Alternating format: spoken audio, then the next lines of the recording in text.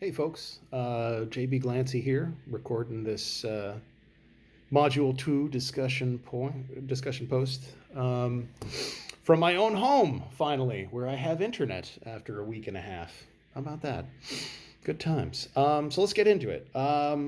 So we watched the videos about the imaginary audience. And the first question that we had to answer was, what is your reaction to the concept of an imaginary audience in the videos presented above? Well, I'm 40, old guy, so I'm a long way from middle school, but I've got to say, I was unfamiliar with the term, but I absolutely remember feeling that way. And I feel like all of us can remember feeling that way, right? Feeling like the girl Tessa from the first video who said that, when she walks through a crowd of people, she feels like everybody's looking at her, right? That's kind of like the norm back then, right? Being worried and anxious about what you're wearing or whether or not everyone's going to laugh at you when you make a mistake, like the kid in the second video who has this sort of like fantasy about what will happen when he trips and how everyone's going to crowd around him and laugh, and then sort of looks up and realizes, oh, the reality is much sunnier than that. So I think my reaction overall is one that's, it's good. I liked the videos. I really liked what they did in the second video, where they took the adult volunteer and they subjected him to what it feels like to be stared at in real life. Just because, if you're ever in that actual situation, then you can, at least as an adult, you can understand the feeling, and that feeling is uncomfortable. And so I think it just, it's very important to know that that feeling is very real for these kids, right? And it is that feeling that matters the most to them, sometimes even more than what the reality is. Um, why is it more important, or sorry, why is it important that middle school teachers reflect and be more aware of this concept? Okay, so I really, really like that. I think the core concept here is empathy. So it's really important for teachers to understand that that feeling is very real for students, especially when you're dealing with things like classroom management and like lesson development. So for instance, like on the classroom management side, especially the disciplinary side, right? Like acknowledging that the student likely feels like everyone is watching them should probably guide the way you handle discipline, right? Like, you know, I realize that these are kind of egregious examples, but like, asking myself if ask yourself if it's going to serve you and your relationship with that student by singling them out in front of everyone, right?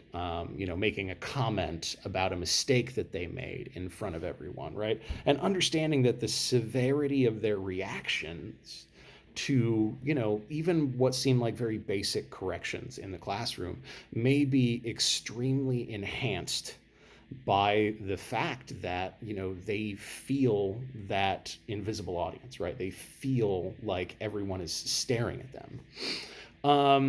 And I think it's also important to know about from like a performative aspect as well, because, just as like some students of some personality types may feel that, and it may keep them from, doing things because they're worried about how people will perceive them. I think also we need to look at it from the opposite, right? From the performative aspect, right? From those kids who are attention seekers, who feel like they always have an audience, right? And again, right, I feel like, understanding that feeling is very important for teachers, when they're doing things like I said, like classroom management, but not just classroom management. All you can even have to do with certain types of assignments, right? Like if you're giving a presentation assignment where a kid has to go up and perform something in front of the class, and that causes a particular anxiety because of the perception of this feeling. I think that those are all important things to know, and again, to exercise empathy, to understand that this feeling may have different effects on different kids, And it may prevent some from doing some things. It may encourage others to act poorly. And either way, those are situations that you're going to have to deal with eventually. So it's better to know the underlying feelings going in.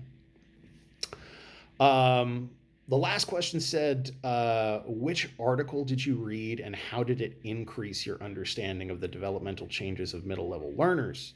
So I read the article 2, which was, so in the document it said physical development issues in middle school, but when I clicked on the link, it took me to an article that was just titled Developmental Milestones for Middle Schoolers. So I thought I would focus on the physical, at least for the purposes of this part of the answer. So, again, I feel like the core concept for all of this unit is empathy, right? And awareness and understanding is what breeds empathy, right? So having an awareness or understanding of what is going on with the kids at this level allows us to better empathize, and the better that we can empathize, the better we can tailor our instruction. So I thought, it was interesting because, while many of us, right, I mean, we all went through puberty, with very few exceptions. Many of us, we might be acutely aware that, these kids are dealing with like one or two of these issues on a daily basis, but it's easy to forget just how many physical issues these kids can be dealing with, especially in middle school, right? Like, it's truly harrowing, right, to think about, right? Like you think about, the article talks about a reduction in coordination, uneven development of skills like agility, strength, and balance, right? So like it talk about how a kid might be able to go to run really fast, but not, like well with good form, or a kid might, develop agility but not strength. We talk about a need for more rest, right? All of the growing that they're doing, all of the changing to their, internal and external parts because of puberty requires them to get more rest at a time when there are so many distractions. Things that keep them up, and kids who stay up, all hours playing Fortnite and things like that. The difference between body and brain growth, right?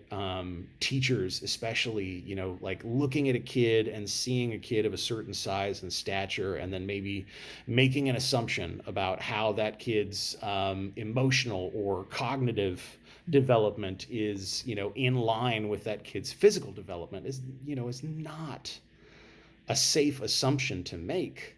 And then, the added stuff, right? The sort of,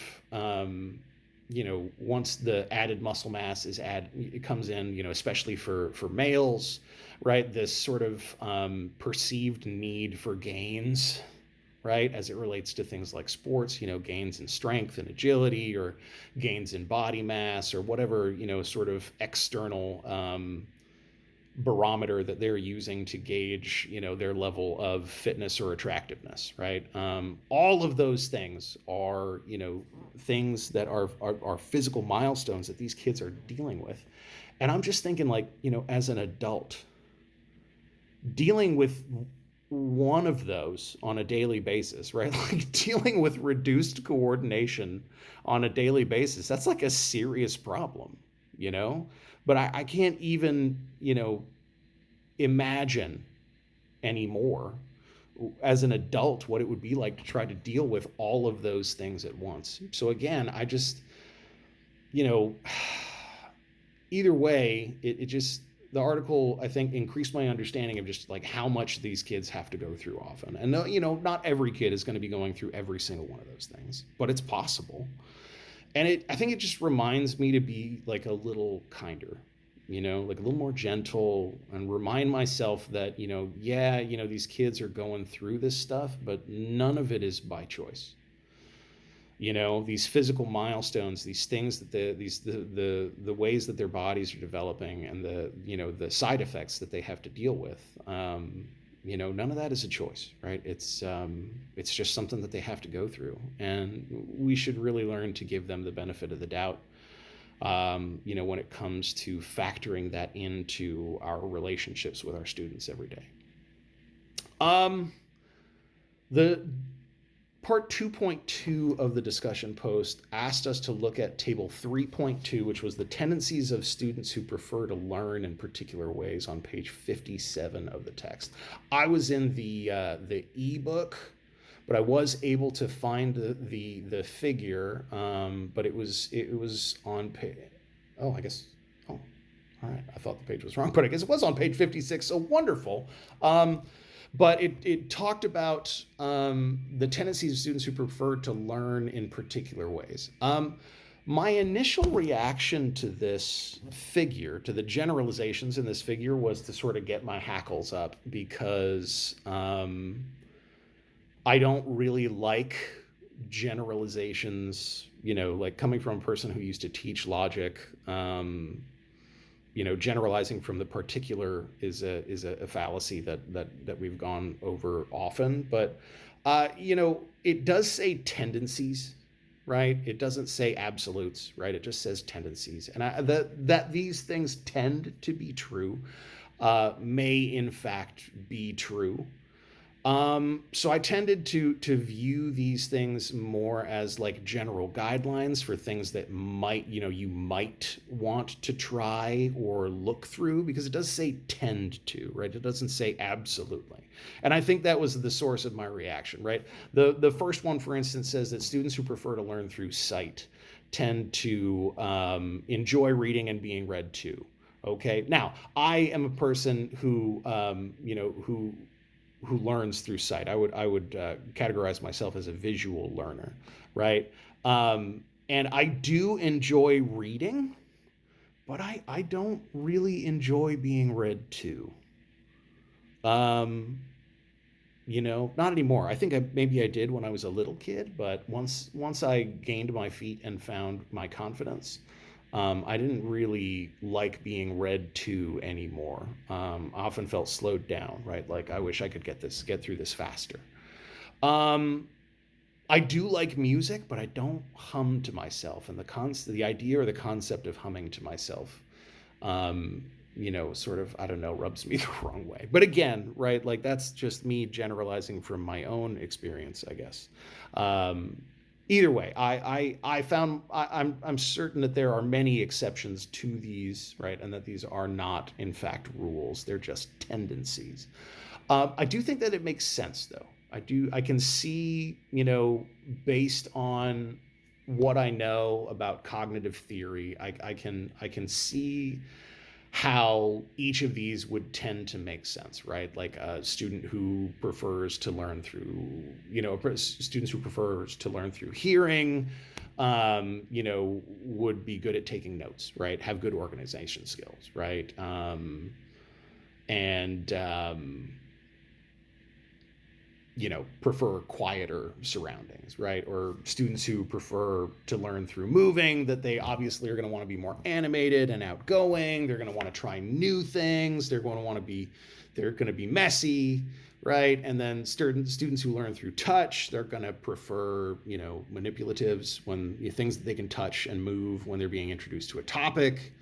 They're usually going to be very literal minded, right? Translate events and phenomena based on what they can actually see in front of them, and a lot of them tend to be artistic. So I think that as guidelines, for things to, little things to look for here, right? To see, okay, if I have a student in class who's really good at spelling and note taking, they're very organized, they're very detail oriented, right? They seem to do better if there are illustrations and charts accompanying the reading. Then I might do a little exploratory research with them, maybe some formative assessments to see if they really do prefer to learn through hearing, and then maybe I could custom tailor my my instruction that way. What I have found particularly instructive is to give multiple opportunities for multiple, types of learners to do things. Anyway, but that was my response to the generalizations included in that particular one.